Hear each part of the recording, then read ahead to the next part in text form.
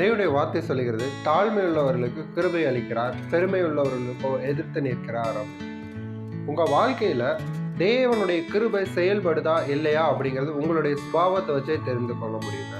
நீங்க தாழ்மையானவங்களா இருக்கிறீங்க அப்படின்னா நீங்க முற்றிலும் கர்த்தரை சார்ந்தவர்களா இருப்பீங்க. கர்த்தர் இல்லாம என்னால எந்த ஒரு காரியமும் செய்ய முடியாதுன்னு A to Z எந்த ஒரு சின்ன காரியமா இருந்தாலும் சரி தேவனுடைய சமூகத்தை தேடுவீங்க. உங்களுடைய சுய பலத்தை சார மாட்டீங்க.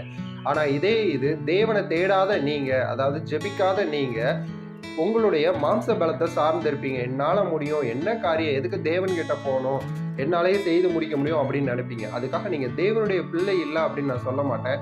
ஆனா நீங்க உங்க மாம்சத்தை சார்ந்து இருக்கிறீங்க, தேவனை விட்டு தூரமா இருக்கிறீங்க அப்படின்னு தான் நான் சொல்லுவேன். எல்லா காரியத்தையும் மாம்சத்தால செய்ய முடியாம கேட்டா நிச்சயமா முடியவே முடியாதுங்க. ஒரு சில காரியங்கள் வேணா உங்களுடைய மாம்சத்தினால் செய்ய முடியும். அதுவே உங்களுக்கு தெரியாம தேவன் பாராட்டுகிற கிருபை நிமித்தமா தான் இருக்கும். எல்லா நேரத்திலையும் தேவனுடைய கிருபையை நீங்க சார்ந்து இருக்கணும்னா தேவனுடைய சமூகத்திலேயே இருக்கணும். இந்த காரியத்துக்குலாம் நான் போய் ஜெபிக்கணுமா அப்படின்னு எண்ணம் உங்களுக்கு வேண்டாங்க.